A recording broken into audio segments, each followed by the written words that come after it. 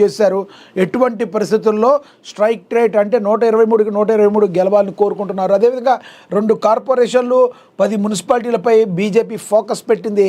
బీఆర్ఎస్ను వెనక్కి నెట్టాలని ప్లాన్ చేస్తుంది బీజేపీ అని కూడా చెప్పారు. ఇక అధికార పక్షానికి ధీటుగా ఎదుర్కొనేలా బీఆర్ఎస్ కూడా వ్యూహం రచిస్తుంది అని కూడా ప్రచురించారు. ఎన్నిక ఏదైనా ముఖ్యమంత్రి రేవంత్ రెడ్డి కథన రంగంలోకి వాలిపోతున్నారు. సై అంటే ప్రత్యర్థులకు సవాల్ విసురుతున్నారు. ఇప్పుడు 100% స్ట్రైక్ రేట్పై కాంగ్రెస్ గురిపెట్టింది. ఒక్క మున్సిపాలిటీ కూడా ఓడిపోకూడదన్న లక్ష్యంతో కాంగ్రెస్ ఉంది. 116 మున్సిపాలిటీలు 7 కార్పొరేషన్లు గెలవాలన్న లక్ష్యంతో సభల్లో జోరుగా దూసుకుపోతున్నారు. బీజేపీ నిజామాబాద్, కరీంనగర్, ఆదిలాబాద్ జిల్లాలపై ఫోకస్ పెట్టింది. కరీంనగర్ గెలుపు కోసం కేంద్ర మంత్రి బండి సంజయ్ కష్టపడుతున్నారు. నిజామాబాద్లో ధర్మపురి అరవింద్ గత ఎన్నికల్లో చేజారిన కార్పొరేషన్ ఈసారైనా గెలుచుకోవాలని ప్రయత్నిస్తున్నారు. దక్షిణ తెలంగాణతో పాటు ఉత్తర తెలంగాణలోనూ క్లీన్ స్వీప్ చేయాలని 123 మున్సిపాలిటీలు కార్పొరేషన్ చైర్మన్లు, మేయర్ పదవులు దక్కించుకోవాలని కాంగ్రెస్ వ్యూహంగా ఉంది.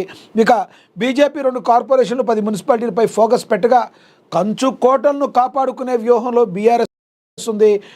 బీజేపీ బీఆర్ మ్యాచ్ ఫిక్సింగ్ అయ్యారని కాంగ్రెస్ ఆరోపిస్తుంది. పిసిసి చీఫ్ మహేష్ కుమార్ ఎమ్మెల్యేలు కాంగ్రెస్ గెలుపు కష్టపడుతున్నారు. ఆదిలాబాద్ జిల్లాలో నిర్మల్పై బీజేపీ ఆశలు పెట్టుకోగా బైంసాపై ఎంఐఎం ఆశలు పెట్టుకుంది. అన్ని స్థానాలు గెలుస్తామని, ప్రతి మున్సిపాలిటీలోనూ క్లియర్గా తమకు విజయం కనబడుతుందని కాంగ్రెస్ పార్టీ అయితే చాలా కాన్ఫిడెంట్గా ఉంది. అత్యంత త్వరలో 11వ తారీఖున పోలింగ్ జరగబోతుంది. మరి వీటిలన్నిటికీ కూడా ఎవరు ఏంటి అనే దానికి ఒక క్లారిటీ వచ్చే అవకాశం ఉంది. కానీ కాంగ్రెస్ పార్టీకి మాత్రం కొంత ఎడ్జ్ కనిపిస్తుంది. ప్రధానంగా ఇచ్చిన హామీలన్నీ నెరవేరుస్తూ ముందుకు వెళతాం కావచ్చు. అదేవిధంగా రేవంత్ రెడ్డి ఏదైతే ఉందో మరి తన భుజస్కంధాలపై బాధ్యతలు వేసుకొని ముందుకు వెళ్ళడం అనేది కాంగ్రెస్ పార్టీకి ఒక అడ్వాంటేజ్గా ఉంది. ఇప్పుడు వరకు వచ్చిన ఉప ఎన్నికలు కావచ్చు, పంచాయతీరాజ్ ఎన్నికలు అన్నింటిలో కూడా కాంగ్రెస్ పార్టీ విజయ దుందుబి మోగించింది. అదే ఊపుతో ముందుకు వెళుతుంది. ఇక బీజేపీ బీఆర్ఎస్ కూడా తమ వంతు ప్రయత్నాలు గెలుపు కోసం తాము ప్రయత్నం చేస్తూ ఉన్నాయి. చూద్దాం, మరికొన్ని రోజుల్లో భవితవ్యం అయితే తేలిపోనుంది. ఇక అదేవిధంగా రోజు 2 కిలోల తిట్లు తింటాను, నా హెల్త్ సీక్రెట్ ఇదే. రాజ్యసభలో ప్రధాని మోడీ, కాంగ్రెస్ ప్రధాని మోడీ తీవ్రస్థాయిలో విరుచుకుపడ్డారు. ఆ పార్టీకి దూరదృష్టి, ఎటువంటి ప్రణాళిక లేదన్నారు. రాష్ట్రపతి ప్రసంగానికి ధన్యవాదాలు తెలిపే తీర్మానంపై రాజ్యసభలో ప్రసంగించిన ప్రధాని మోడీ కాంగ్రెస్ చేసిన తప్పులను సరిచేసేందుకే ఎక్కువ సమయం గడిచిపోతుందని ఆయన ధ్వజమెత్తారు. ప్రపంచంలో భారత్పై నెలకొన్న అప్రతిష్టను తొలగించేందుకు చాలా కష్టపడాల్సి వస్తుందన్నారు. కాంగ్రెస్, వామపక్షాలు, టీఎంసీ ఎన్నో ఏళ్ల అధికారంలో ఉన్న ప్రజల కోసం ఏమీ చెయ్యలేదని విమర్శించారు. ఈ క్రమంలోనే 2002 నుంచి కాంగ్రెస్ తనపై దోషణలు చేస్తూనే ఉందని మోడీ అన్నారు. విపక్ష నేతల దోషంలో ఉన్న ఆరోగ్య రహస్యం సభలో 25 ఏళ్లుగా కాంగ్రెస్ నన్ను అవమానిస్తుంది అని చెప్పి ప్రధాని నరేంద్ర మోడీ అయితే చెప్పారు. మరి చూడాలి రానున్న రోజుల్లో మరి ప్రధాని నరేంద్ర మోడీ మరి ఇంకెంత ఘాటుగా మాట్లాడతారు. నన్ను ఒకరు మీ ఆరోగ్య రహస్యం ఏంటని అడిగారు, రోజు 2 కిలోల తిట్లు తింటానని చెప్పి అని ఒక రకంగా చమత్కరించారు అనుకోవాలి, ఒక రకంగా వ్యంగ్యంగా చెప్పారని కూడా మనం అయితే భావించవచ్చు. యువరాజు అహంకారం. రైల్వే శాఖ సహాయ మంత్రి రవ్నీత్ సింగ్ బిట్టు పైన లోక్సభ విపక్ష నేత రాహుల్ గాంధీ వివాదాస్పద వ్యాఖ్యలు చేయడం పైన ప్రధాని నరేంద్ర మోడీ తీవ్రస్థాయిలో మండిపడ్డారు. కాంగ్రెస్ యువరాజు ఒక ఎంపీని దేశద్రోహి అన్నారు. కాంగ్రెస్ యువరాజు అహంకారం పరాకాష్ఠకు చేరిందని, కాంగ్రెస్ వీడిన మరెవరిని రాహుల్ దేశద్రోహి అనలేదు. ఎంపీ సిక్కు కావున ఆయన దేశద్రోహిగా అవమానించారు. ఇది సిక్కులకు, గురువులకు అవమానం. సిక్కుల పట్ల కాంగ్రెస్లో ఉన్న ద్వేషానికి నిదర్శనమని ప్రధాని నరేంద్ర మోడీ అయితే మరి చెప్పడం అయితే జరిగింది. దీని గురించి ప్రధాని నరేంద్ర మోడీ మాటలను మీరేమనుకుంటారు కింద కామెంట్ బాక్స్ రూపంలో కామెంట్ అయితే చేయండి. ఇంకా అదేవిధంగా 3 కార్పొరేషన్లుగా జీహెచ్ఎంసీ విభజనకు ముహూర్తం ఫిక్స్. ఈ నెల 10న ఉత్తర్వులు. పరిపాలనలో సరికొత్త అధ్యాయం.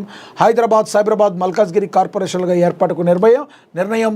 వేగవంతంగా విస్తరించిన హైదరాబాద్ మహానగరాన్ని మరింత అభివృద్ధి చేసేందుకు రాష్ట్ర ప్రభుత్వం అనేక చర్యలు చేపట్టింది. అందులో భాగంగానే ఔటర్ రింగ్ రోడ్డు పరిధిలో ఉన్న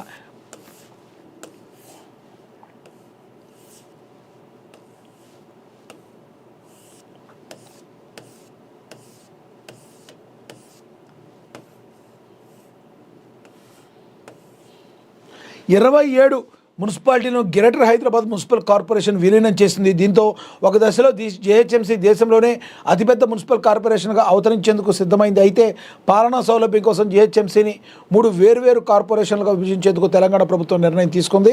ఈ మేరకు ముహూర్తం కూడా సిద్ధం చేస్తుంది.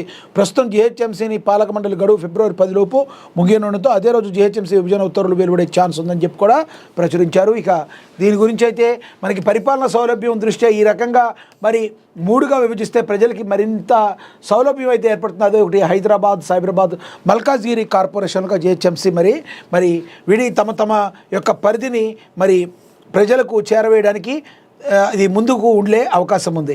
ఇక కేసీఆర్ని అరెస్ట్ చేసే దమ్ముందా అని చెప్పారు ఆల్రెడీ. ఇక 100 సీసీ కెమెరాల ఫుటేజ్ వడపోత సాఫ్ట్వేర్ ఇంజనీర్ బలవన్మరణంపై లభించని క్లూ మిస్టరీగా మారిన సంఘటన. మరి ఈ సంఘటన అయితే చాలా దారుణాతి దారుణం. మనకి తెలుసు ఎవరైతే సాఫ్ట్వేర్ ఇంజనీరు పిన్నింటి విజయశాంతి రెడ్డి బలవన్మరణ ఘటన మిస్టరీ పోలీసులకు కూడా సవాల్ విసురుతుంది. ఆమె పిల్లల హాస్టల్ దగ్గరికి వెళ్ళి కారులో ఎక్కించుకున్న దగ్గర నుంచి కూడా ఎక్కడా కూడా ఏ క్లూ ఎవరితోన్నా మాట్లాడిందా, పోనీ ఆ ఫోన్ డేటా, కాల్ డేటా అన్నీ చూసినా కూడా ఎక్కడా కూడా ఏమీ లేదు. కేవలం ఒంటరితనంతో ఆమె ఇలా చేసిందనే ఒక కంక్లూజన్కి అయితే పోలీసులు వస్తూ జరుగుతుంది. కానీ ఇప్పటికీ కూడా ఎక్కడా ఏ క్లూ దొరకట్లేదు. సాఫ్ట్వేర్ ఇంజనీర్ పిన్నింటి విజయశాంతి రెడ్డి బలవన్మరణం ఘటన మిస్టరీ పోలీసులకు సవాల్గా మారింది.